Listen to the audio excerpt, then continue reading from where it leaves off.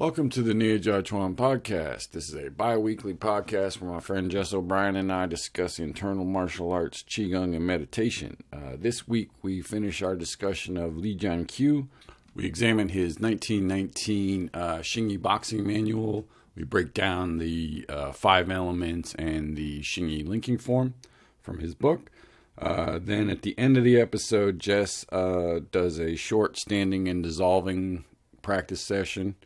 Also, check out the Patreon page for our latest interview with Jamie Dibden. And this week we'll be putting up the second of our 5-part Xingyi standing series up on there. So check that out. Those are for patrons only. All right, enjoy the episode and thanks for listening.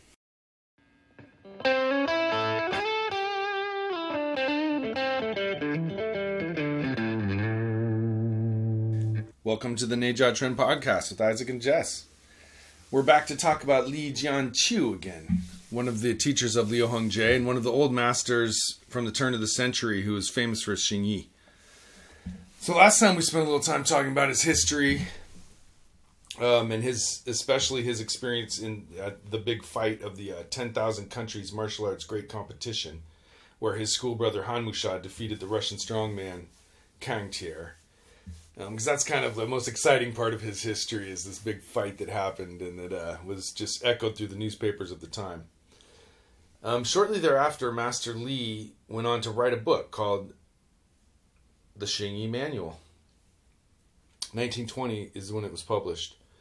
It's a pretty good book. I think it's one of the better Xingyi books of the time. You've read it, Isaac. What do you think? I think it pretty much is the closest thing you're going to get to our lineage, just written out from the source, so it's a pretty cool document. It's great. So, Master Liu Jianqiu, his life dates are 1881, so 20 years before the Boxer Rebellion. He's 19 for the Boxer Rebellion. And then dies in 1956. That's 7 years after the founding of the People's Republic.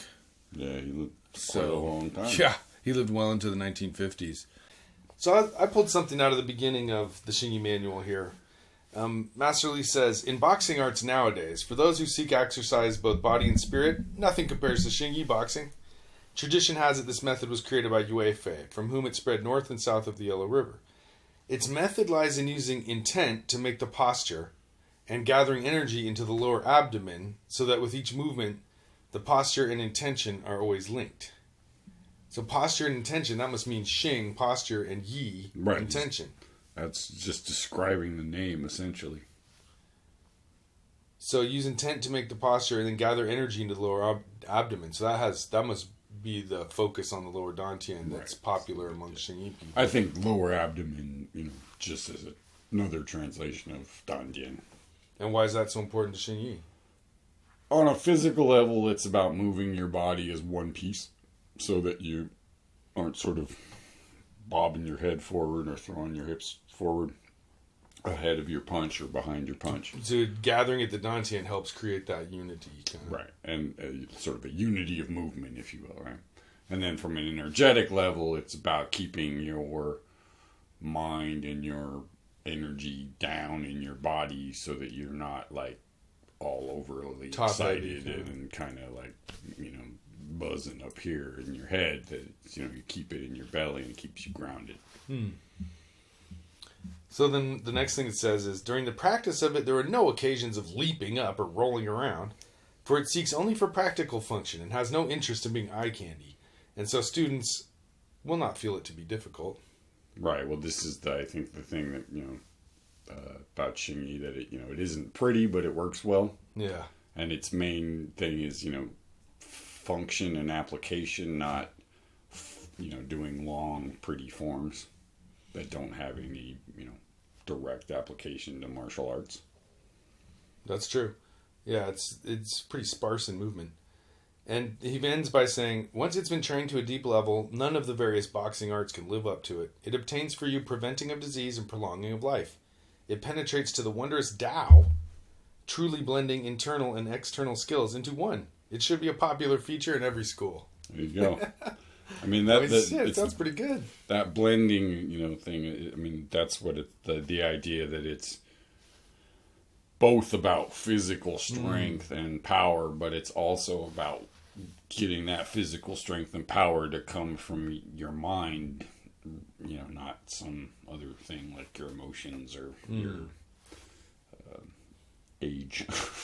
Right. Youth and strength. And he even mentions the wondrous Tao itself. So, like, Xingyi is a sort of path to enlightenment, perhaps? Well, yeah. I mean, I think that might be a little bit of a stretch, but I think that's the tie-in with Taoism to give it that sense of, that if you do this, it also will help you quiet your mind and become more centered. True. Which is a nice feature in martial arts, as opposed to making you... There's an emphasis on there's not a whole lot of ki-ing and shouting and sort of like external bursts of just enthusiasm and sort of emotional strength. It's more about being very quiet, calm. Yeah, and I think he says at the end, that it's anybody can do it. It's the practitioner doesn't find it difficult. That I think one of the unique things about Xingyi is that right from the beginning all the way to the very end, you're never doing anything that's really strenuous. Like, that requires a huge amount of physical dexterity. Like, you're not doing... Not a lot of flying jumps. Not a lot of jumps or... Cartwheel type stuff. Super low squats or high kicks or, spinning or anything like that. Most of the movements are fairly, simple and natural, especially if you're just talking about the 5 elements. And so I think the idea being that anybody can train these movements, thus gaining this sort of internal skill, and you don't have to be, an athlete or, somehow especially gifted to in any particular way to do it. Yeah, this is a good feature. And I think he's contrasting it to a lot of the things at the time that were popular were, wushu was just kind of coming into its own. So there was a lot of performative martial arts. There was also things like, Western sports were becoming, known worldwide, and so like things like basketball and, were coming to China. Right. So it seems like sports and physical culture is coming to China. So these guys are promoting Xingyi as a way to do it. Right.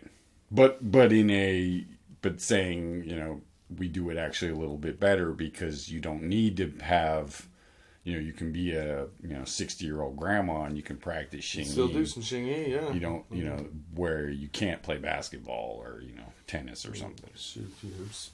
All right, so the next one of the things I saw here that was cool, I thought we could comment on. As foreigners who live in our country, whenever they see our nation's boxing arts, they cannot help but exclaim their admiration and amazement. Whenever students of these arts exhibit to foreigners, they all marvel at it. Our countrymen look down upon it and consider it not worth learning, but when foreigners see it, they wish to learn it. Boxing arts will never be without value, and this is one piece of evidence to prove it. So he's complaining that Chinese people aren't training enough, and these foreigners love it. Right. I think there's still some sort of truth to that. Yeah, right. I think Chinese martial arts at this point are probably more popular outside of China than they are in China. Maybe. But, I think what he's saying is it's like, again, comparing to the popularity of Western sports and, things like that, is that, look at how much these outsiders like what we're doing. How come our own people... the rest of you into it. And impressed by it. And this is 100 years ago. I love it. This is 101 years ago. And, like I said... Still a big topic, Still Moving forward to Chapter 3, we begin looking at the 5 elements. So I thought there's a few key notes in here that were pretty cool. First, P-Tren. The technique known as chopping goes downward with the palm like the chopping of an axe. He always says the feet go along together, moving in unison. So he's using the metaphor of an axe, basically. That's the first insight. Right. That's almost every first description of P-Tren is, like you're swinging an axe. So any movement of your body that goes from that upward level to a downward level is using that P-Tren vector. Right.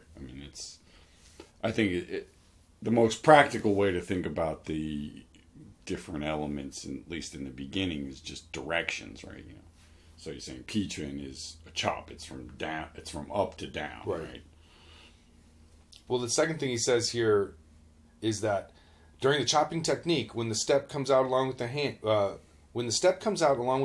it always involves a small step. The hands and feet go together, so there's always a step. Whenever you do Pi, you can't just stand there and do it. There's always an advancing half step. The half step, which is sort of the trademark, I think of Xingyi, is that everything always has that little bit of a that half step at the end. He teaches Beng Chuan as the second one. Sometimes wood and water get switched. Yeah, Liu Jianqiu did it that way too. Oh, yeah. I think that's just. Yeah. I think some schools, some of these guys did it that way. Did it as water first. Some did it wood first. I think Pi and Beng make a nice combo, so it is kind of nice to do it second. So Beng Chuan, he says, the idea of crashing is of a mountain collapsing, as in a landslide or avalanche. So that's that Beng Chuan kind of sinks a little bit, smothers, yeah. But it's interesting because avalanche, you think of earth kind of, but he's giving you that.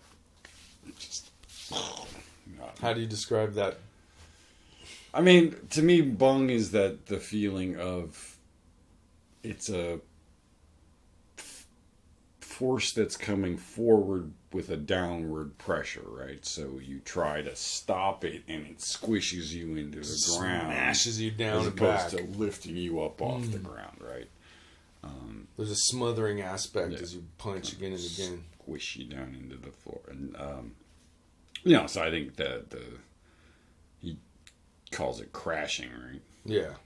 So it's that sense of almost like a wave smothering, or cascade of rocks coming down a mountain. Yeah, I mean, because you can't stop a landslide, right? I mean, you put your hand up and it just knocks you right over. You got to get out of the way, and that's kind of the feeling of Beng Chuan. Is it just no matter what happens, it just knocks you back. It's that train track.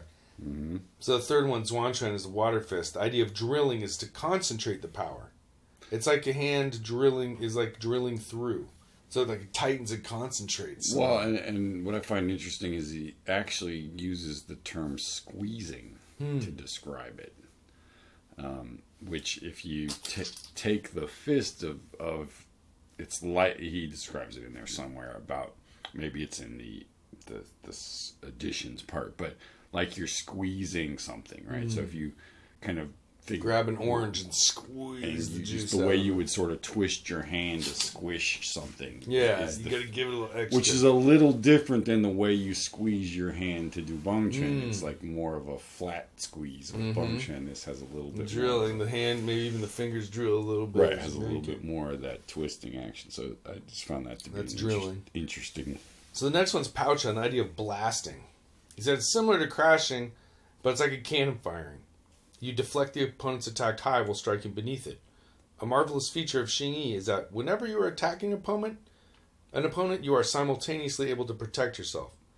During the moment the opponent is attacking and you are defending, you are also able to attack him. So that's the idea of blasting.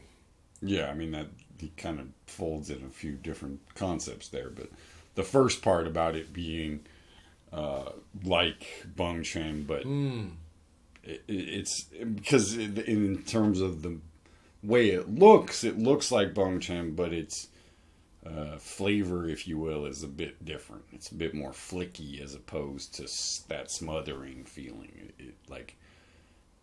It's kind of the quick, snap punch, and you barely see the thing coming. It's the whipping power to it, yeah. And so the upward hand is, blocking something, and then pow, that other one comes from right behind. Shoot that baby in there. So it's definitely, the lower hand is a Beng Chuan shape. So when they say it's like a cannon, what they're referring to is the explosiveness of it, and that it goes sort of, from one point to another, like a cannon shoots out straight, right? So it doesn't curve or twist or anything.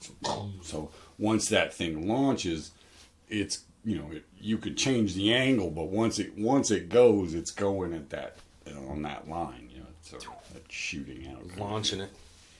Then Hung Chuan is the last one. The function of this technique is to not go straight forward, but to go across. Hence, it is called crossing. The elbow should be tightly wrapped in, and the rear fist comes out from under the elbow of the front arm. Remember this. So come twist from underneath to do your Hung Chuan. The other ones go scrape over the top. Right, the others, yeah. All the others, you do it over the top. It's true, yeah. This one is coming underneath. Hung comes from underneath. Yeah, and that's the way it's done in the system for sure. And the crossing thing was also referring to the fact that you're hitting your opponent on the opposite side, right? So I'm hitting them with my right hand on their right side. Right. Instead of my right to their cover left side. Sort of a big sweep across. Yeah, a crossing fist, exactly. From there, the book moves on to Lianhuan Chuan, the first sort of connected form of Xingyi. And, he goes step by step through that. Which he refers to as continuous boxing. Continuous boxing. Right, and it's the linking of the 5 elements. And that way you move continuously from one to the next.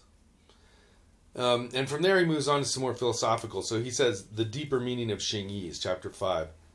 The shape means the posture. Posture is external, and it's what people get to see. The intent means the will. Intent is not a shape, for no one gets to see it. Intent controls the hand's shape. Right, and this is the thing about Xingyi being based on your mind and its quote-unquote intent, not on conditioning your body and, reflexes, essentially. That the it's not about speed, like sort of hand speed or eye coordination. It's about this this other thing. Using E. Developing. So he says the E, the intent controls the hand's shape. So I guess to me I would sense like a lot of the hands look pretty similar. But the Pow version, fist looks a little different than the Bung fist. Your intent's going to determine that. Right, rather than doing it with essentially a different kind of tension, right? Like rather than squeezing something to make it, a different hand shape or tensing up something or twisting something. He's saying that it's the shape of your mind essentially that determines what your fist does, right? So like, you're going from the inside out, kind of, as opposed to the outside in. Just kind of making it about this sort of external thing. Yeah, it's interesting. I mean, it's it with the hand like that. Yeah, I mean, it's a very esoteric thing, right? But the idea that, how do you make a fist, right? Like, because you can make a fist by, squeezing and tensing your hand, or you can make a fist sort of the way a baby does, which is by twisting your forearm and closing your joints, which has a very different kind of feel to it. And that's the way, at least I was taught, that's how you do it in Xingyi, that it isn't a gripping with the fingers and sort of, using your finger muscles, but it's this ability to close inside your body and then twist your soft tissue. And that twisting is actually what makes the hand, the open hand turn to a fist. And then the way you twist it determines the shape of the fist. So your mind just says, twist it this way. It twists, but you're not tensing up anything or, using any like kind of conscious contraction to do it. It's just you make a slight shape with your mind, essentially. I like how he ends it here. When punching, guide it with your fist. It is nothing less than the power of your whole body. When you wield it, it will gather at the tip of your fist, and the power will be fierce and unstoppable. Furthermore, the energy is indomitable and direct, filling every space, giving you strength of poise and a shining face. So he's talking about chi energy. It's filling every space, giving you strength, and your face is shining. I don't know about the shiny face part, but the first part about bringing everything to a point is sort of that's a key thing in Xingyi, where the idea is, you're bringing all of that movement of your stepping, your turning, your twisting, all of the physical movement, concentrating into that one fist, so that one fist has the power of your whole body. The phrase commonly used is you kick them with your hand, right? That it's the power of your legs and your body, but it's in your hand. Your hips and your belly all just pounded out into one punch. That's one of the sort of... The power will be fierce and unstoppable. Yep, that's what they all say. So another thing I like about Liu Jianqiu's book is he's very dismissive of other martial arts. Here in Chapter 7, we often see practitioners of ordinary boxing art spinning and leaping, and wherever they kick at opponents, it's nothing more than pretty. This cannot be considered as anything more than a kind of exercise. It's not adequate for fighting. I would be exhausting myself while the opponent takes his ease, endangering myself while the opponent rests in a position of safety. During a fight, if you feel you are already incapable of being stable, why would you then take away one of your feet to kick at an opponent?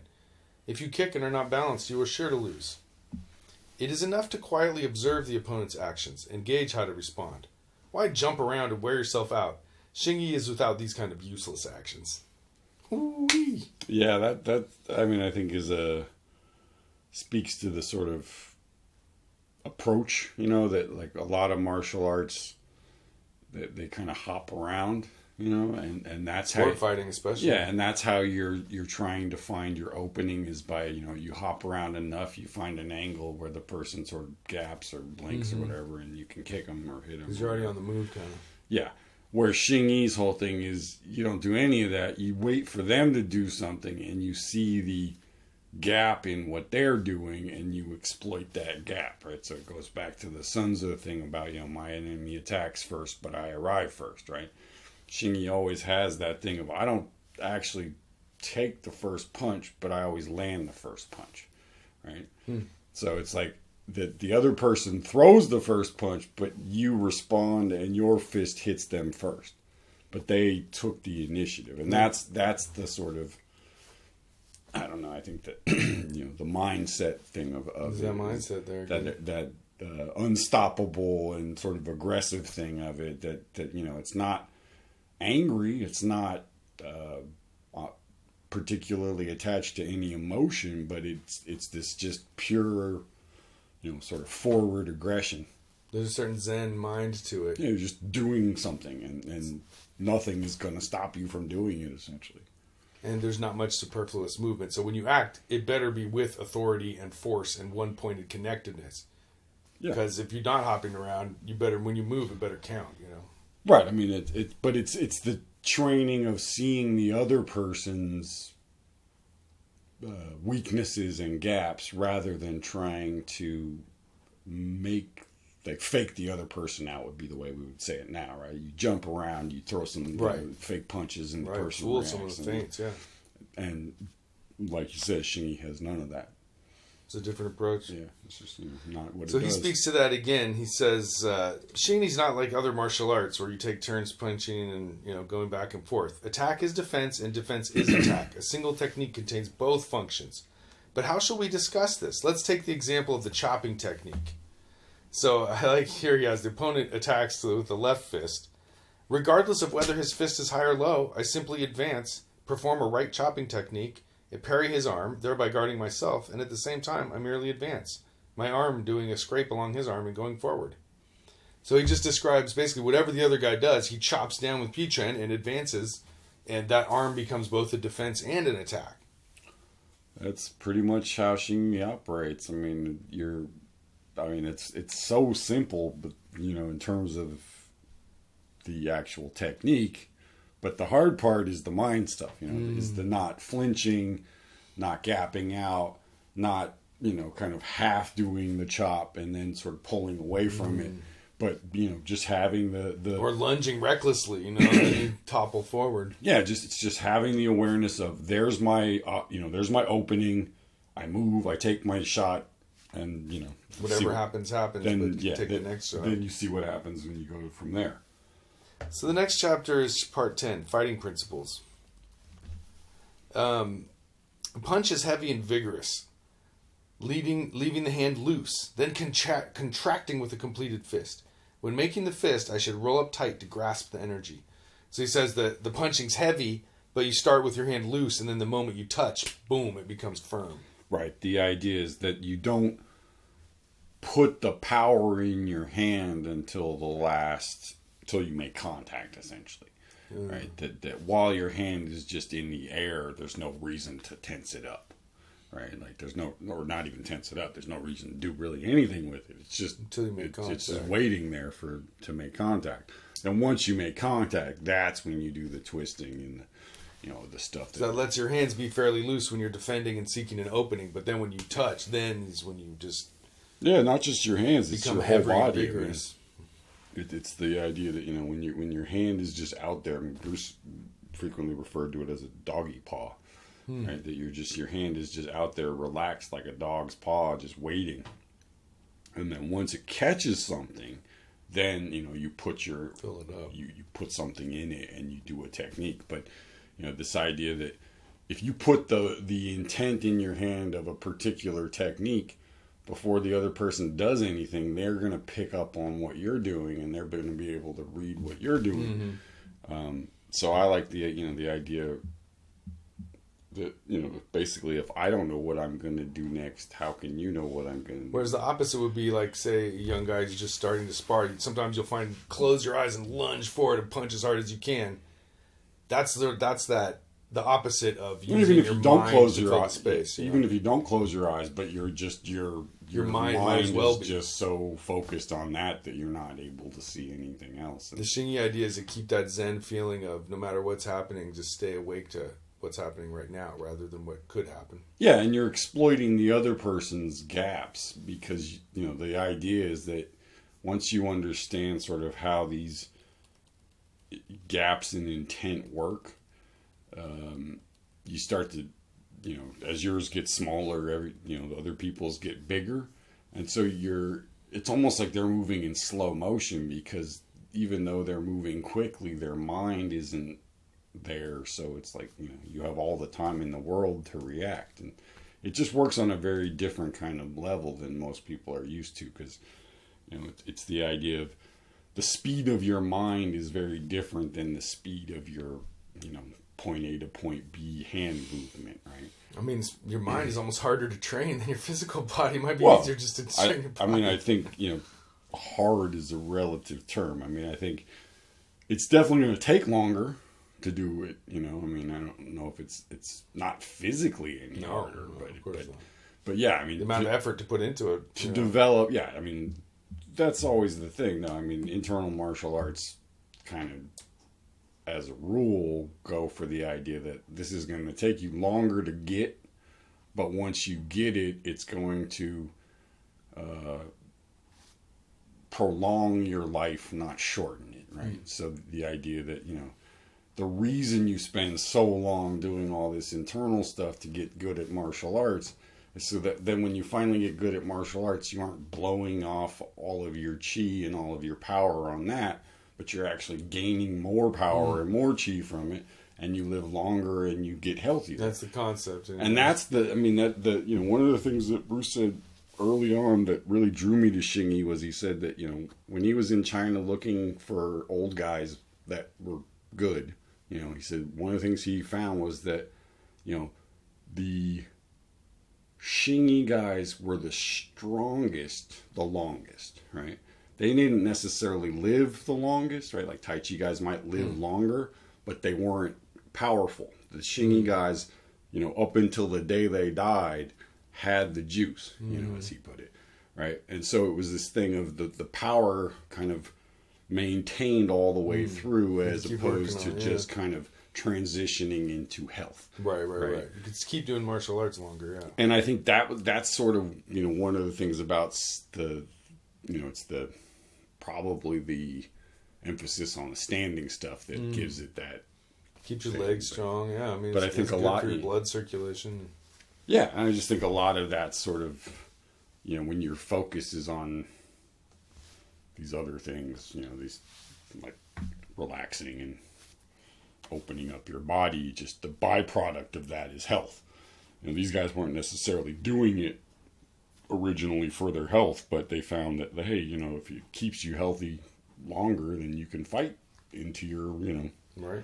40s and 50s opposed to your, 20s and 30s, which is good if you're an officer in a, to keep these young bucks from taking over. Well, especially if the young bucks, again, back to what I said earlier about, the idea that to get promoted, you had to take out your superior officer, right? So if you're a Xingyi guy doing your Xingyi and you're an officer, and this young guy is doing some other thing and he wants to take you out, you better be on your toes and keep up your craft, right? So I think you can't use your own strength to overcome it. You're older, so right. But exactly. Gotta be wiser.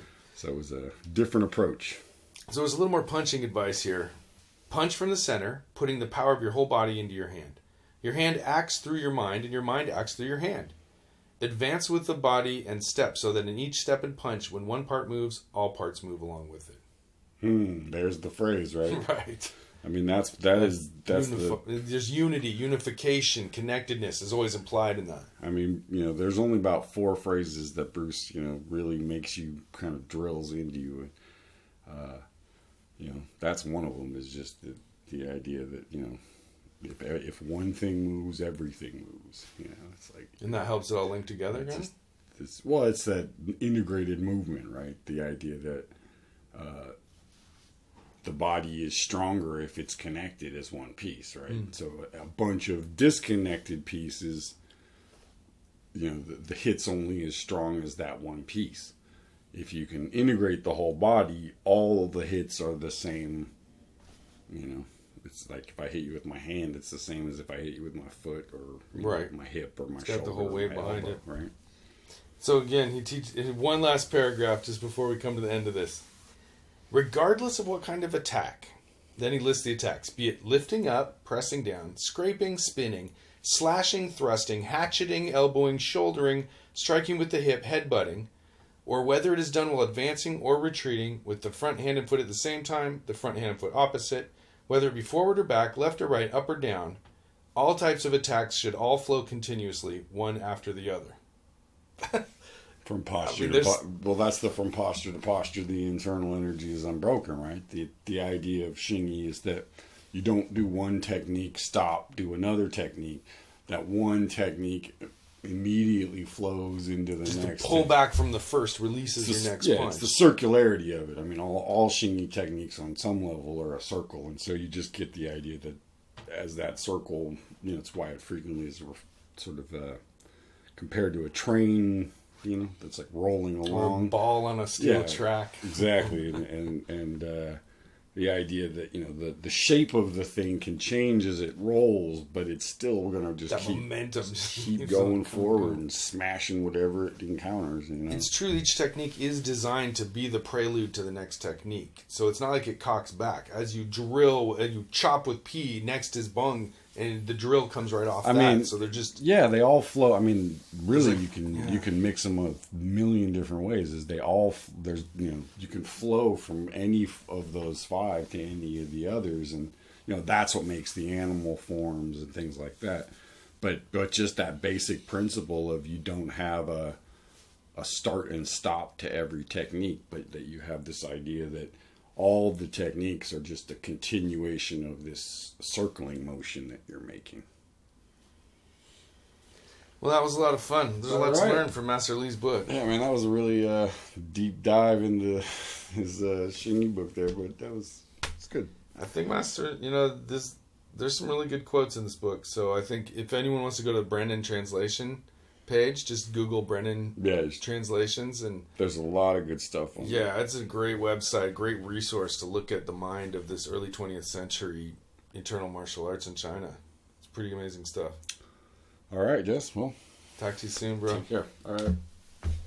So we'll move on now to the Neijiaquan portion of our podcast. So start by standing in a normal, relaxed stance, and we'll do some of the dissolving practices. Start by standing straight up with your head rising and your feet connected to the ground. And once you feel nice and calm and sort of connected, you go ahead and begin dissolving from above the top of your head and work your way down. So just letting your mind drift through, starting with the top of the head and at your own pace, work your way down. Going through that dissolving process and letting go of whatever you come across. And so you start with working your way down from your head and through your face and the back of your head and down the sides of your head. And then down into your neck and your throat. And then just let that awareness spread out into your shoulders. Just keep bringing that soft, dissolving awareness and letting go of whatever's there. And then down into the armpits and chest and your shoulder blades. and through your back. And whatever tension you run across, you just let that dissolve a little bit and keep the flow going at a pretty rapid pace. You keep working through the mid-body and then eventually flow down into your lower belly and torso, lower back, all organs of your body. And now you can feel sort of the weight of your upper body starting to press down into your feet. And let your mind keep drifting down, dissolving all the way to the lower dantian. And just pause there for a second and let everything just keep dropping. Get that feeling of that weight flow through your legs without getting stuck anywhere. So if you've got to maneuver your feet, shift your legs or your weight slightly to get more comfortable, go ahead. And then continue dissolving down through the legs, the knees, and drifting down yet further through the calves and the shins to the feet and the ankles, and then down into your the top surface of your feet, the mid interior, the bones of the feet. Then work your way down into the very bottom of your feet, where the skin of your feet push against your socks or your shoes or the floor or something like that. And now that's where all the weight of your body is sinking down into that area, so you can feel a little bit of that pressure while keeping the top of your head rising, of course, just to keep yourself nice and stretched out. And so you let that keep sinking for a while. And ideally, let your mind go a little further than your feet. Sort of feel beyond your shoe into the floor and down into the dirt below. Get a real root connection. You don't have to push yourself down, but just let yourself settle down and sink ever deeper into the ground a little bit and feel that weight through the bottom of your feet. Now, when your mind goes beyond your feet down, this is external dissolving, where you're dissolving beyond yourself. So you dissolve a little bit underneath your feet. And as far as you can feel, apply that same sense of letting go of any kind of stress or tightness. And so now your mind is sort of down there below your feet. And then finally let your mind just drift back down again. And from there you can just begin the process again. And go ahead and dissolve your whole way all the way through. And each time end by dissolving downward again. Hey folks, Isaac here. Jen, thanks for listening. Hope you enjoyed the episode. Check out the Instagram and the Patreon for more content. Like and subscribe, tell a friend, and take care of yourself.